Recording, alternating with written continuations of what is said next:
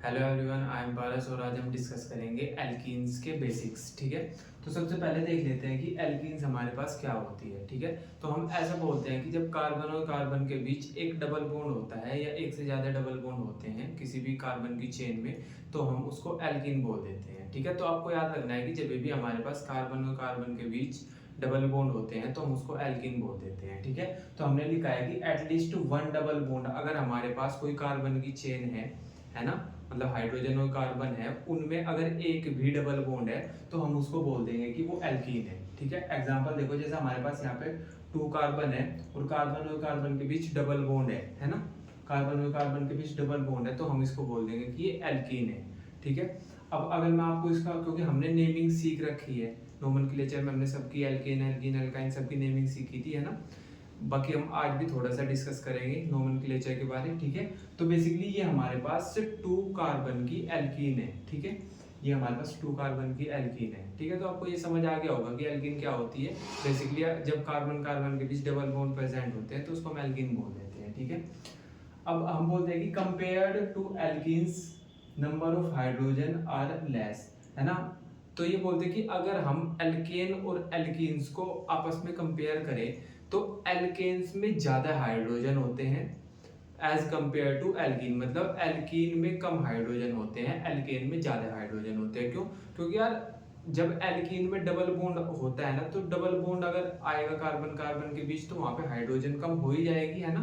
तो एल्केन में ज़्यादा हाइड्रोजन होती है, एल्केन में ज़्यादा हाइड्रोजन होती है और एल्कीन में कम हाइड्रोजन होती है। इसका एग्जांपल देखो, जैसे हमारे पास CH3 है, अब ये क्या है?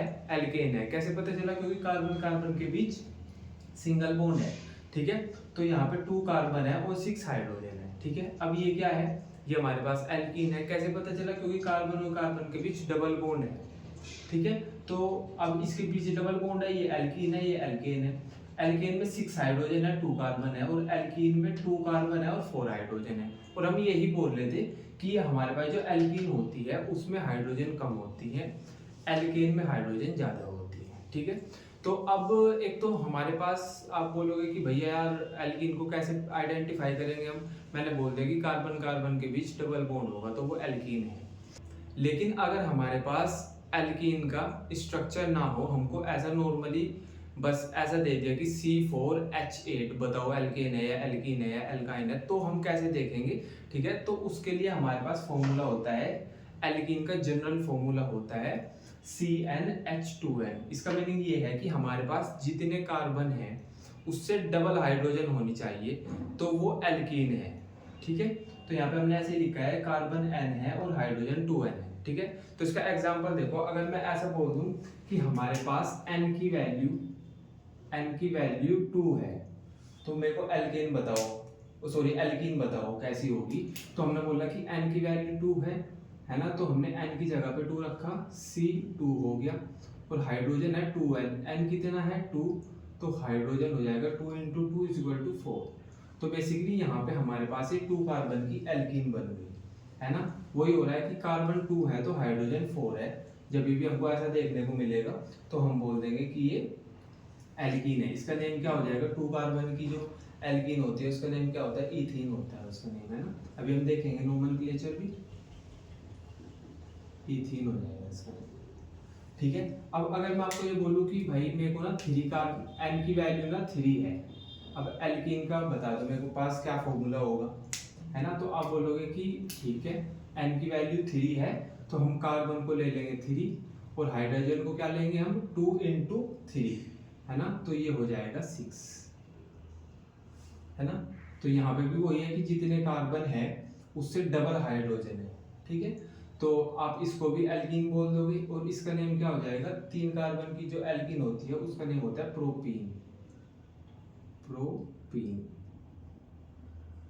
ठीक है, तो बेसिकली आपको यहाँ से इतना समझ आना चाहिए कि जहाँ कि जितने हमारे पास कार्बन है अगर उससे डबल हाइड्रोजन है तो हम उसको बोल देंगे एल्कीन।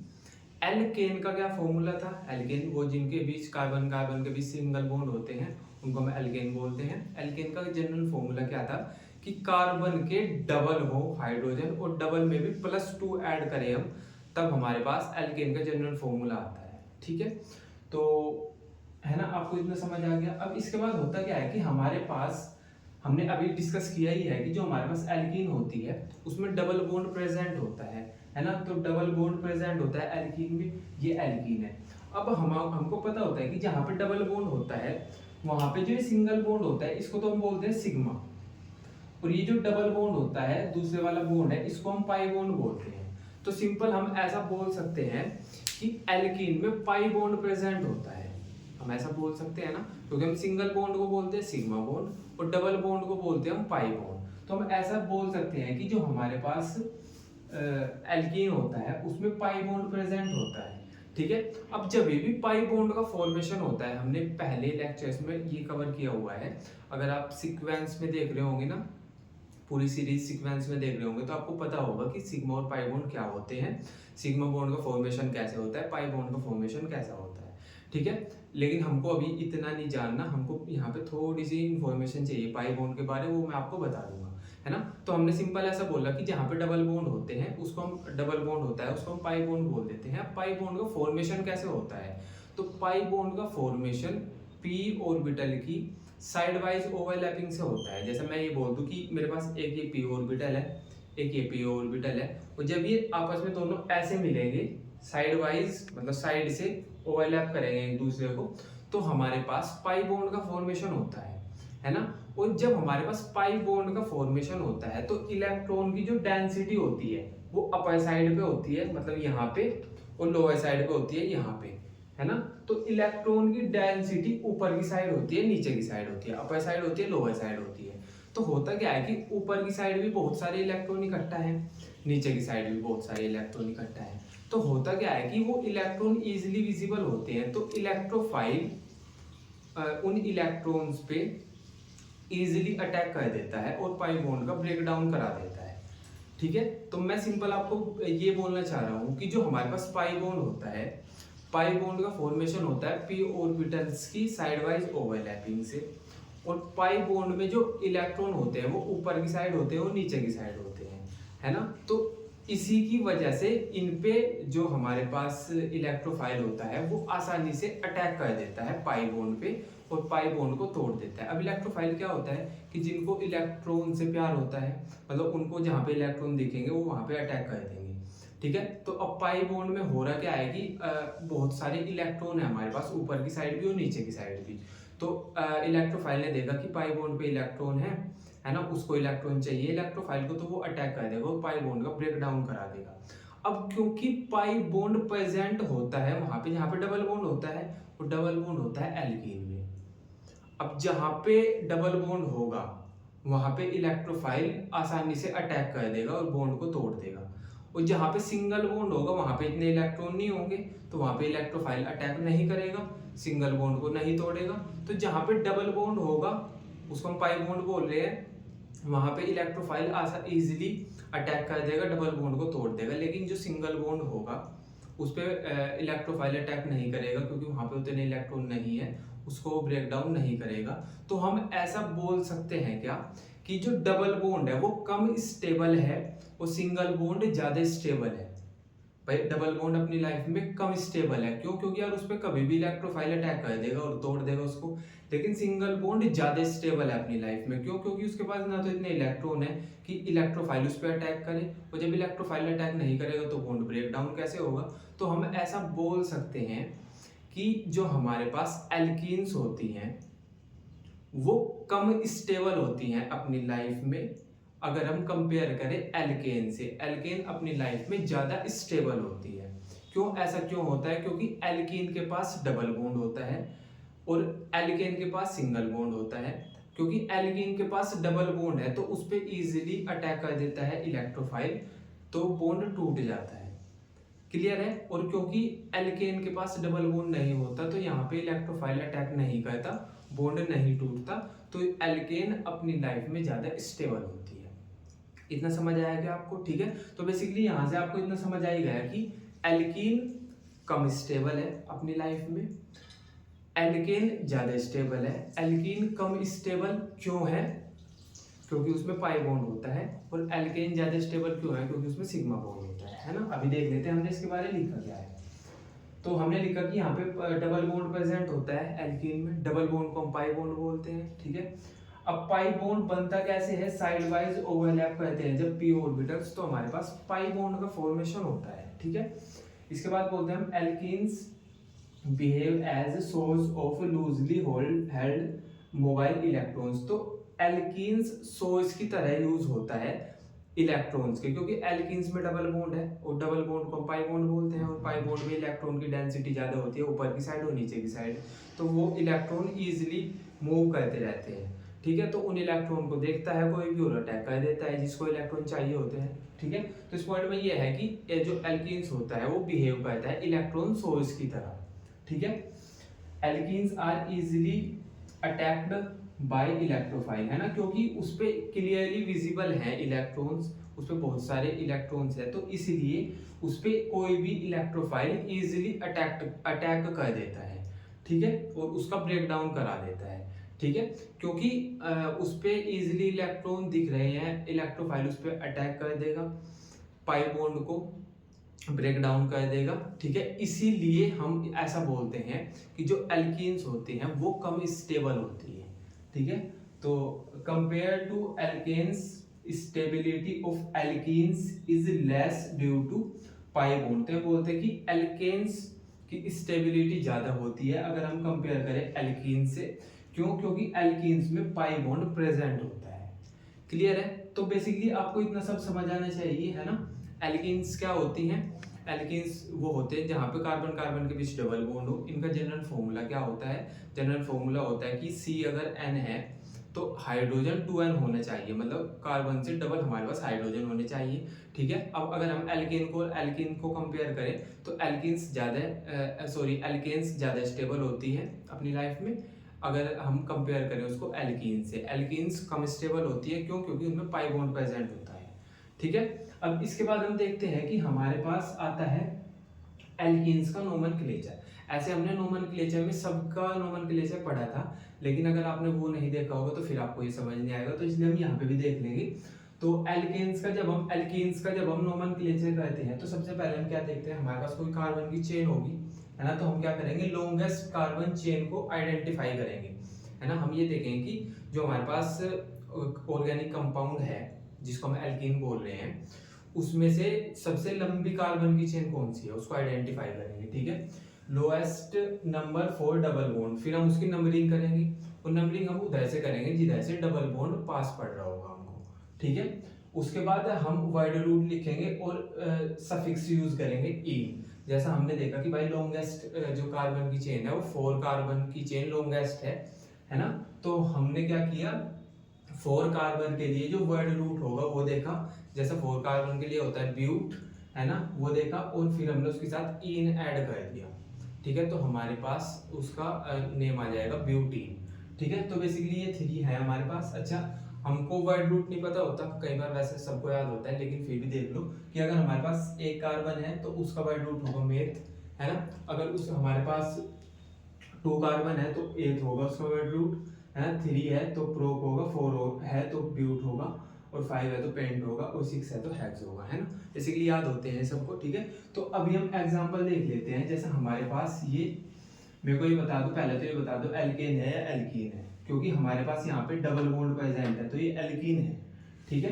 अब हम देखते हैं कि सबसे पहले हमको इसका नोमेनक्लेचर करना है, तो हम इसकी ऐसा नंबरिंग करेंगे, है ना। तो नंबरिंग हम उधर से करेंगे जिधर से डबल बॉन्ड पास करे, है ना। तो अगर मैं इधर से नंबरिंग करूं तो 1 2 3 4 5 6, तो डबल बॉन्ड पड़ रहा है 2 पे, और अगर मैं इधर से करूं तो डबल बॉन्ड 1 पे ही है, 1 2, तो मैं इधर से ही करूंगा फिर मैं नंबरिंग, ठीक है। हम इधर से नंबरिंग नहीं करेंगे, हम नंबरिंग करेंगे इधर से, तो ये हो जाएगा 1 2 3 4 5 6 है। 6 कार्बन के लिए हमारे पास वर्ड रूट क्या होता है, हेक्स होता है, तो हमने लिख दिया हेक्स, ठीक है ना। अब हमने देखा कि हम सफिक्स क्या यूज करते हैं, डबल बॉन्ड के लिए इन यूज करते हैं। तो डबल बॉन्ड कहाँ पे है, एक तो 1 पे ही है डबल बॉन्ड, एक 4 पे है डबल बॉन्ड, तो हम लिखेंगे 1 4 डाई ए, है ना, ये इसका नेम हो गया। हेक्स, क्योंकि 6 कार्बन की चेन थी, 1,4 डाई। क्लियर है क्या? ठीक है। अभी मेरे को ये वाला बताओ, सेकंड वाले का नेम लिखो, क्या होगा?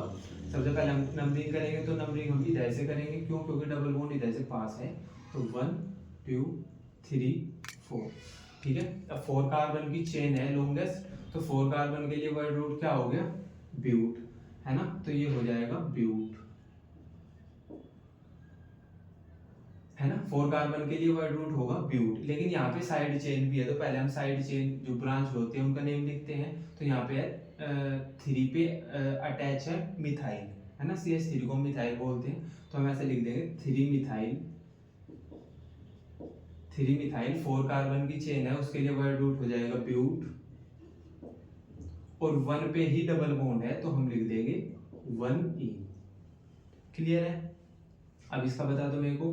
तो इसका तो चाहे मैं इधर से नेमिंग कर लूँ, चाहे मैं उधर से कर लूँ, सेम ही है, तो हम इधर से कर लेंगे 1 2 3 4। ठीक है। तो 4 कार्बन के लिए वर्ड रूट क्या होता है? ब्यूट होता है ना? तो हम लिखेंगे यहाँ पे ब्यूट, और 1 पे डबल बॉन्ड है और 3 पे डबल बॉन्ड है, तो हम लिख देंगे 1 3 डाई। क्लियर है क्या? ठीक है। तो ये बेसिकली हमने कुछ एल्कीन्स का नोमेनक्लेचर देख लिया, है ना? ठीक है। तो अभी देख लेते हैं कि जो एल्कीन्स का आइसोमेरिज्म होता है वो किन किन टाइप्स का होता है। ठीक है। तो बेसिकली आइसोमेरिज्म में हम ये देखते हैं कि हमारे पास दो कंपाउंड्स का मोलिकुलर फॉर्मूला तो सेम होता है, लेकिन उनका स्ट्रक्चर या ज्योमेट्री डिफरेंट होती है ना? हमारे पास दो ऑर्गेनिक कंपाउंड है ना?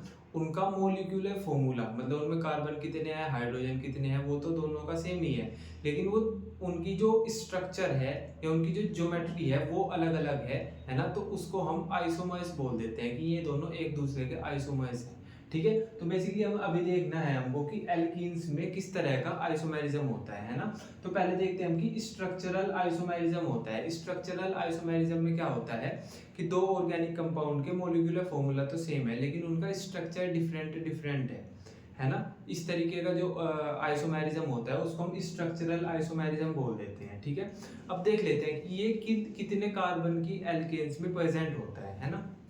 तो अभी हम देख रहे हैं कि हमारे पास 2 कार्बन की एल्कीन है ना? 2 कार्बन की एल्कीन है, इथीन, है ना? तो अब मैं ये बोल रहा हूँ कि यहाँ पे हमारे पास C2H6 इसका मोलिकुलर फॉर्मूला है, और इसका स्ट्रक्चर ये बनेगा, इससे अलग इसका कोई भी स्ट्रक्चर पॉसिबल नहीं है ना? तो हम ऐसा बोल सकते हैं कि जो 2 कार्बन की एल्कीन होती है उसमें हमको एक ही स्ट्रक्चर देखने को मिलता है। ठीक है ना? अब अगर मैं बोलूं कि हमारे पास जो 3 कार्बन की एल्कीन होती है, प्रोपीन, जिसका फॉर्मूला होता है C3H6, इसका भी ओनली वन टाइप का स्ट्रक्चर ही पॉसिबल है। इसका भी जो स्ट्रक्चर होगा वो यही बन सकता है, इससे अलग इसका कोई स्ट्रक्चर नहीं बनेगा। लेकिन जो हमारे पास 4 कार्बन की एल्कीन होती है जिसका फॉर्मूला होता है C4H8, नेम है ब्यूटीन, इसके डिफरेंट टाइप के स्ट्रक्चर बनते हैं। जैसा फर्स्ट देखो हमारे पास ये है कुछ इसका पहला स्ट्रक्चर। अब हमको पता है कार्बन 4 है ब्यूटीन में, तो इसमें कितने हैं? 1 2 3 और 4 कार्बन है इसमें। हाइड्रोजन कितने हैं? 8, 2 3 4 5 6 7 8, हाइड्रोजन भी 8 है, और 4 कार्बन की स्ट्रेट चेन है। लेकिन ये तो एक स्ट्रक्चर तो ब्यूटीन का ये हो गया, और इसको हम ऐसे भी बना सकते हैं कि हमने क्या किया, यहाँ पे भी 1 2 3 4 कार्बन है, हाइड्रोजन यहाँ पे भी 8 ही है, लेकिन यहाँ पे जो डबल बॉन्ड है वो सेकंड वाले कार्बन पे लगा दिया हमने। यहाँ पे हमने डबल बॉन्ड लगाया हुआ था फर्स्ट कार्बन पे, है ना? तो अब इनका दोनों का मोलिकुलर फॉर्मूला तो सेम है, लेकिन इनका जो डबल बॉन्ड, जहाँ पे डबल बॉन्ड प्रेजेंट था वो वाला नंबर चेंज हो गया। मतलब यहाँ पे फर्स्ट पोजीशन पे डबल बॉन्ड था, यहाँ पे सेकंड पोजीशन पे डबल बॉन्ड है, तो डबल बॉन्ड की पोजीशन चेंज हो गई इन दोनों में। तो हम ऐसा बोल सकते हैं कि इन दोनों का मोलिकुलर फॉर्मूला तो सेम है, लेकिन स्ट्रक्चर डिफरेंट है। क्या डिफरेंट है स्ट्रक्चर में भी कि डबल बॉन्ड की जो पोजीशन है वो डिफरेंट है दोनों में। तो हम इसको ऐसा बोल देंगे कि ये दोनों पोजीशन आइसोमर है, ये दोनों एक दूसरे के पोजीशन आइसोमर है ना? तो पोजीशन आइसोमर स्ट्रक्चरल आइसोमर के अंदर ही आता है। ठीक है। तो अब हमको ये थर्ड वाला देखना है। अब इसमें देखो कितने, इसमें काउंट करो कितने कार्बन है, 1 2 3 4 कार्बन है, हाइड्रोजन भी इसमें भी 8 ही है। लेकिन इसमें क्या है कि हमारे पास 3 कार्बन की चेन है और एक ब्रांच है उस पे, है ना। इस वाले में और इस वाले में क्या डिफरेंस है भाई, इसमें भी इसका भी मोलिकुलर फॉर्मूला वही है, कार्बन 4 है इसमें और हाइड्रोजन 8 है, इसका भी मोलिकुलर फॉर्मूला वही है, कार्बन 4 है और हाइड्रोजन 8 है। लेकिन डिफरेंस कहाँ पे आ रहा है कि इसमें 4 कार्बन की स्ट्रेट चेन है, इसमें 3 कार्बन की स्ट्रेट चेन है और एक ब्रांच है, साइड चेन है, ठीक है। तो हम ऐसा बोल सकते हैं कि इन दोनों का मोलिकुलर फॉर्मूला तो सेम है, लेकिन इनका स्ट्रक्चर डिफरेंट डिफरेंट है ना। इसमें हमारे पास एक चेन है, अलग है, मतलब एक ब्रांच्ड चेन है, ठीक है। तो हम इन दोनों को बोल देंगे कि ये दोनों एक दूसरे के आइसोमर्स हैं। आइसोमर्स भी कैसे हैं, ये दोनों एक दूसरे के चेन आइसोमर्स हैं, ठीक है। तो हमने ऐसा देखा था कि भाई ये दोनों है ना, जो ये दोनों एक दूसरे के पोजीशन आइसोमर है,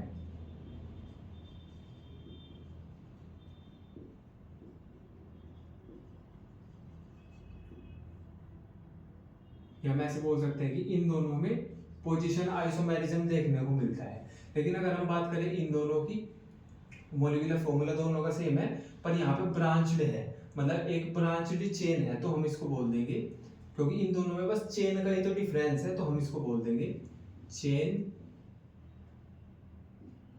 आइसोमेरिज्म, है ना। तो यहाँ पे चेन आइसोमेरिज्म हमको देखने को मिलेगा, ठीक है। तो हम ऐसा बोल सकते हैं कि हमारे पास जो एल्कीन्स होते हैं, और एल्कीन्स में भी 4 कार्बन की जो एल्कीन्स होती हैं और 4 कार्बन से जो बाद की एल्कीन्स होती हैं, उनमें हमको स्ट्रक्चरल आइसोमेरिज्म देखने को मिलता है। जो हमारे पास 2 कार्बन की एल्कीन होती है और 3 कार्बन की एल्कीन होती है, उसमें हमको ये स्ट्रक्चरल आइसोमेरिज्म शो नहीं होता, ठीक है। अब अगर हम बात करें सेकंड टाइप का जो आइसोमेरिज्म होता है, ज्योमेट्रिकल आइसोमेरिज्म, है ना। अगर अभी हम बात करेंगे ज्योमेट्रिकल आइसोमेरिज्म की, ठीक है।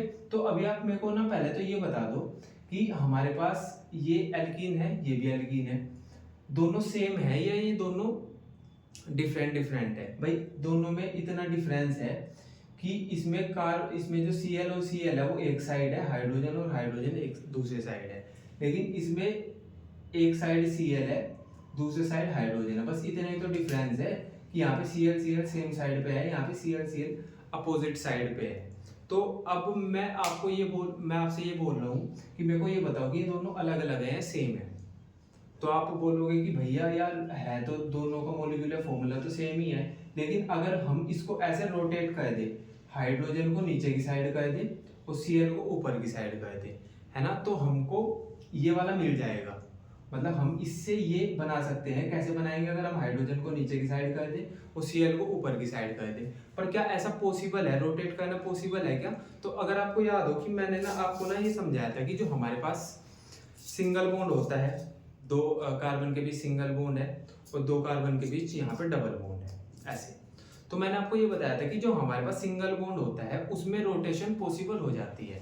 मतलब हम क्या कहते हैं कि जो हमारे पास सिंगल बॉन्ड है इसमें ना हम ऐसे रोटेशन पॉसिबल करा देते हैं, मतलब दूसरे को, एक को सेम रहने देते हैं और दूसरे को हम ऐसे घुमा देते हैं। तो हम ऐसा बोल सकते हैं कि सिंगल बॉन्ड में फ्री रोटेशन पॉसिबल है। लेकिन अगर हम बात करें डबल बॉन्ड की, है ना, डबल बॉन्ड की, तो डबल बॉन्ड में होता क्या है कि हम इसको रोटेट नहीं कर पाते। अगर हम ज़्यादा कोशिश करेंगे फिर ये टूट जाएगा। तो हम ऐसा बोलते हैं कि डबल बॉन्ड में ऐसे रोटेशन पॉसिबल नहीं है। हम एक को सेम रखना चाहें, दूसरे को रोटेट करना चाहें, वो पॉसिबल नहीं है। लेकिन सिंगल बॉन्ड में ऐसा होता है कि हम एक कार्बन को सेम रख लेते हैं और दूसरे को रोटेट कर देते हैं। तो मैं आपको ये बोल रहा हूँ कि यहाँ पे अगर मैं इसको रोटेट कर दूं, हाइड्रोजन को नीचे की साइड कर दूं, Cl को ऊपर की साइड कर दूं, तो ये दोनों सेम हो जाएंगे फिर। लेकिन यहाँ पे क्योंकि डबल बॉन्ड है तो हम रोटेशन यहाँ पे शो नहीं करा सकते, है ना। तो अब आपको ये समझ आ गया होगा कि जो हमारे पास ये वाला मॉलिक्यूल, मतलब ये वाला जो ऑर्गेनिक कंपाउंड है और जो ये वाला ऑर्गेनिक कंपाउंड है, ये दोनों डिफरेंट है। इनका मॉलिक्यूलर फॉर्मूला तो सेम है लेकिन इनकी ज्योमेट्री अलग अलग है, ठीक है। तो इसलिए हम इसको बोल देंगे ज्योमेट्रिकल आइसोमेरिज्म यहाँ पे हमको देखने को मिलता है ना। तो आपको ये समझ आ गया कि दोनों अलग अलग है ना। अच्छा, अब इसका नेम क्या है? इन दोनों का नेम ऐसे तो मैं बोल सकता हूँ कि दोनों ही डाइक्लोरो ईथेन है, दोनों ही हमारे पास डाइक्लोरो ईथेन है। लेकिन जिसमें हमारे पास सेम साइड पे है, जो हमारे पास फंक्शनल ग्रुप है या हमारे पास Cl दोनों एक ही साइड में है, तो हम इसको बोल देंगे सिस, है ना। इसको बोल देंगे हम कि ये सिस है, जिसमें दोनों एक ही साइड पे है और जिसमें अपोजिट साइड में है उसको बोल देंगे हम ट्रांस। ऐसे दोनों ये है हमारे पास डाइक्लोरोइथेन। अगर मैं दोनों का अलग अलग नेम दूं तो ये है सिस डाइक्लोरोइथेन, है ना, और ये है ट्रांस डाइक्लोरोइथेन। सॉरी अगर मेरे मुंह से ऐसा एन निकल गया हो, इथेन है ना, ठीक है। तो ये है हमारे पास सिस डाइक्लोरोइथेन और ये है ट्रांस डाइक्लोरोइथेन। क्लियर है इतना, है ना। तो अभी देख लेते हैं कि इनके बारे में हमने क्या लिख रखा है। हम बोलते हैं कि orientation in space is different. तो हम क्या देखते हैं कि जब भी हमारे पास मॉलिक्यूलर फॉर्मूला तो सेम हो लेकिन दोनों की ओरिएंटेशन डिफरेंट हो, है ना, वो दोनों की ओरिएंटेशन डिफरेंट हो, तो वहां पे हम बोलते हैं कि यहाँ पे ज्योमेट्रिकल आइसोमेरिज्म है ना। जैसा हमने यहाँ पे देखा कि भाई दोनों के मॉलिक्यूलर फॉर्मूला तो सेम है लेकिन ओरिएंटेशन डिफरेंट है। कैसे डिफरेंट है, यहाँ पे Cl ऊपर की साइड है, हाइड्रोजन नीचे की साइड है। यहाँ पे हाइड्रोजन ऊपर की साइड हो गया, Cl नीचे की साइड हो गया। तो हमने बोल दिया कि यार यहाँ पे ना ओरिएंटेशन ना डिफरेंट है ना, और मॉलिक्यूलर फॉर्मूला सेम है, तो यहाँ पे ज्योमेट्रिकल आइसोमेरिज्म प्रेजेंट होगा। ठीक है। अब हम सेकंड बोलते हैं कि free rotation is impossible for pi bond. मैंने आपको अभी समझाया कि फ्री रोटेशन पॉसिबल नहीं होता पाई बॉन्ड में। हम ऐसा नहीं है कि हम यहाँ से हाइड्रोजन को नीचे कर देंगे, Cl को ऊपर कर देंगे तो दोनों सेम हो जाएंगे। लेकिन हम ऐसा कर तो दें, पर ऐसा जब पॉसिबल ही नहीं है, हम ऐसा इनको रोटेट ही नहीं कर सकते कि हम Cl को ऊपर कर दें, हाइड्रोजन को नीचे कर दें।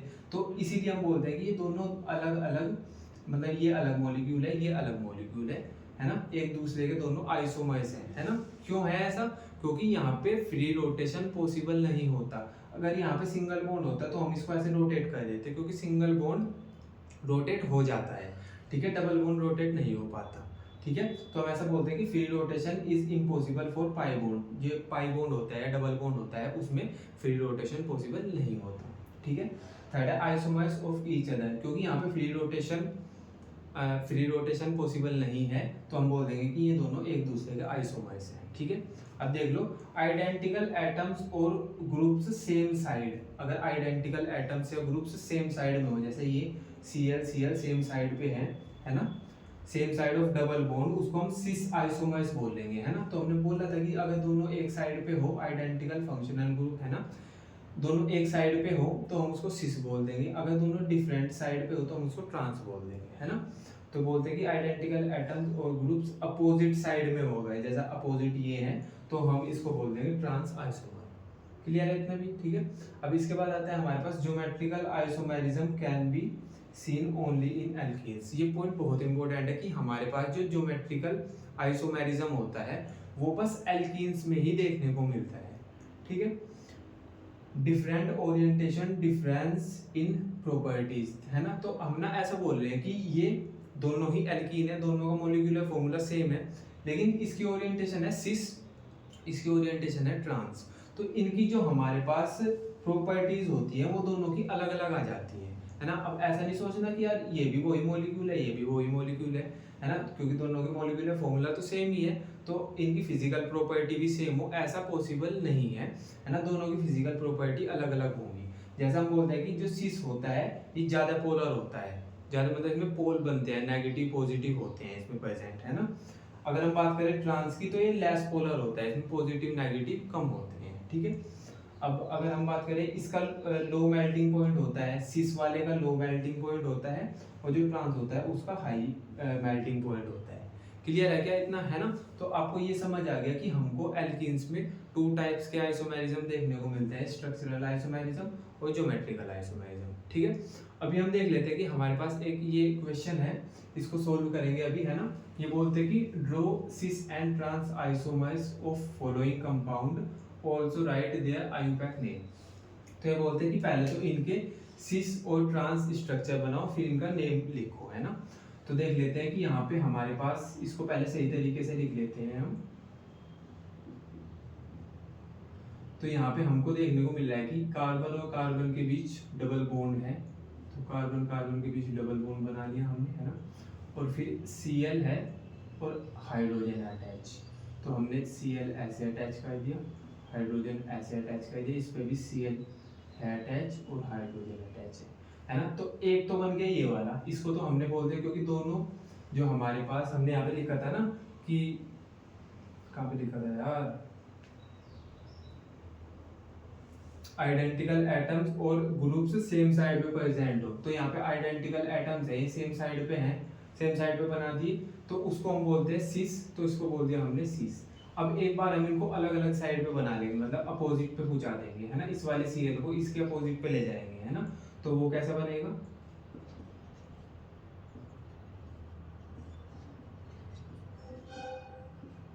ये हमारे पास कुछ ऐसा बन गया, है ना, तो ये बन गया हमारे पास ट्रांस। ठीक है, तो इन्होंने बोला था कि इसका हमारे पास पहले तो आप इसके ज्योमेट्रिकल आइसोमेरिज्म बनाओ, हमने बना दिया, इसके ये वाला सीस है और ये वाला ट्रांस है, अब बोलते हैं कि इसका नेम लिखो, है ना, तो नेम लिख देंगे हम, है ना, तो ये हो जाएगा हमारे पास 1 2 कार्बन की ही चेन है। ठीक है, तो हम ऐसे लिख देंगे सिस, पहले तो सिस लिखेंगे क्योंकि सिस वाला है ये, है ना, फिर लिखेंगे हम 1 2 डाई क्लोरो इथीन, क्योंकि 2 कार्बन है इसके लिए वर्ड रूट आएगा ईथ और डबल बॉन्ड है तो ईन आ जाएगा। ठीक है, अब अगर हम इसकी बात करें तो इसको कैसे लिखेंगे, हम पहले लिखेंगे ट्रांस, अब लिखेंगे हम 1 2 डाई क्लोरो इथीन। समझ आएगा इतना। ठीक है, तो ये हो गया हमारे पास ये फर्स्ट वाला, क्लियर है ना। अभी सेकंड वाला देख लेते हैं, है ना, इसको नोट कर लो, तो सेकंड वाला देख लेते हैं।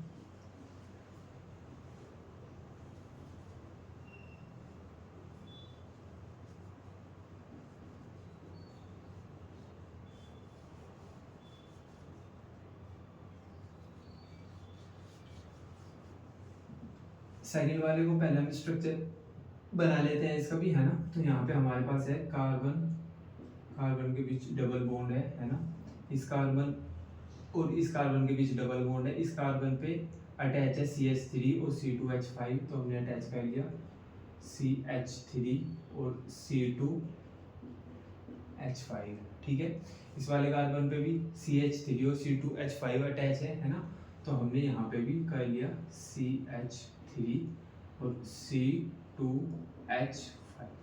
ठीक है, तो अब ये यहाँ पे जो आइडेंटिकल ग्रुप्स हैं वो सेम साइड पे ही लगे हैं, है ना, देख लो C2H5 इधर है, यहाँ पे भी इधर ही है, सेम साइड पे ही है दोनों, तो इसको जब सेम साइड पे होते हैं तो हम इसको बोल देते हैं सिस। ठीक है, अब इसकी हमको ट्रांस भी बनानी है, ट्रांस में क्या करेंगे, हम इनको अपोजिट पे पहुंचा देंगे, है ना, तो वो कैसा बनेगा,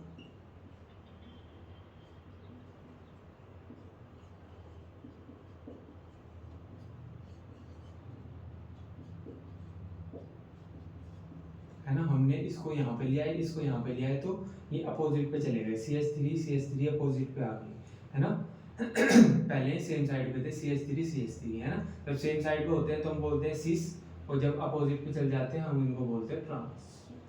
ठीक है, तो हमने इसका ज्योमेट्रिकल आइसोमेरिज्म बना दिया इसका। ठीक है, अब बोलते ये कि अब ये बोलते हैं कि इसका नेम लिखो, है ना, तो अब नेम लिख लो, है ना, सबसे पहले हम देखते हैं कि लॉन्गेस्ट चेन, तो लॉन्गेस्ट चेन ये वाली बनेगी क्योंकि 2 कार्बन तो यहाँ पे हैं, तो 1 2 3 4 और 2 कार्बन ये है 5 और 6, तो 6 कार्बन की यहाँ पे लॉन्गेस्ट चेन है ना, तो हमको लॉन्गेस्ट चेन मिल गई, हमने नंबरिंग कर दी, है ना, तो अभी नेम लिख दो इसका, तो क्या हो जाएगा इसका नेम, यहाँ पे 3 पे एक साइड चेन है और 4 पे है, तो हम लिखेंगे 3 4 डाई मिथाइल 3 4 डाई मिथाइल और 6 कार्बन है, तो 6 कार्बन के लिए वर्ड रूट क्या होता है, हेक्स, और क्योंकि 3 पे डबल बॉन्ड है तो हम लिख देंगे 3 ईन। ठीक है, तो इसका नेम हो जाएगा 3 4 डाई मिथाइल हेक्स 3 ईन, और याद रखना एग्जाम में तुम ये लिखना भूल जाओगे कि हमको यहाँ पे सिस भी लिखना था, है ना, तो अब ये पूरा नेम हुआ इसका सिस 3 4 डाई मिथाइल हेक्स 3 ईन। ठीक है, अब इसका नेम लिखो, इसका नेम के लिए हमको फिर से नंबरिंग करनी पड़ेगी, तो हमको लॉन्गेस्ट चेन देखनी है, तो फिर ऐसे ही होगा कि 2 कार्बन तो ये है कि 1 2 3 4 5 और 6, इस बार ये वाली लॉन्गेस्ट चेन है। ठीक है, ये तो समझ आ रहा होगा ना, 5 6 यहाँ पे 2 क्यों लिखा, क्योंकि यहाँ पे 2 कार्बन है ना। ठीक है, तो अब इसका भी नेम लिखो, पहले हम लिखेंगे ट्रांस लिखा हमने। ठीक है, फिर 3 पे है और 4 पे है, तो हमने लिखा कि एक 3 पे है, तो हमने लिखा भाई 2 मिथाइल है ना, 2 साइड चेन है ना, एक तो 3 पे है एक 4 पे है, तो हमने लिखा 3,4 डाई मिथाइल 6 कार्बन के लिए क्या यूज करते हैं हम, हेक्स है ना, और 3 पे डबल बॉन्ड है तो हम लिख देंगे 3E। क्लियर है क्या? ठीक है, तो इसका नेम हो जाएगा ट्रांस 3,4 डाई मिथाइल हेक्स 3इन, और इसका है 6,3,4 डाई मिथाइल हेक्स 3इन। ठीक है क्या, है ना? तो आई होप आपको इतना सब क्लियर हो गया होगा। ठीक है, तो ये एल्केन्स के बेसिक्स थे हमारे पास, हमने नोमेनक्लेचर देखा है ना, इसका आइसोमेरिज्म देखा। ठीक है, अब हम कल को ये डिस्कस करेंगे कि एल्कीन्स को हम प्रिपेयर कैसे करें। ठीक है, क्योंकि अभी हम एल्कीन्स को बनाना सीखेंगे कि जब हमारे पास एल्कीन आ जाएगी बन के, फिर हम ये देखेंगे कि अब हम इस एल्कीन से क्या क्या बना सकते हैं। ठीक है, तो कल हम देखेंगे कि हम एल्कीन को कैसे बनाते हैं। क्लियर है? तो तब तक आप इसका रिवीजन करो, है ना, बाकी हम कल पढ़ेंगे। बाय।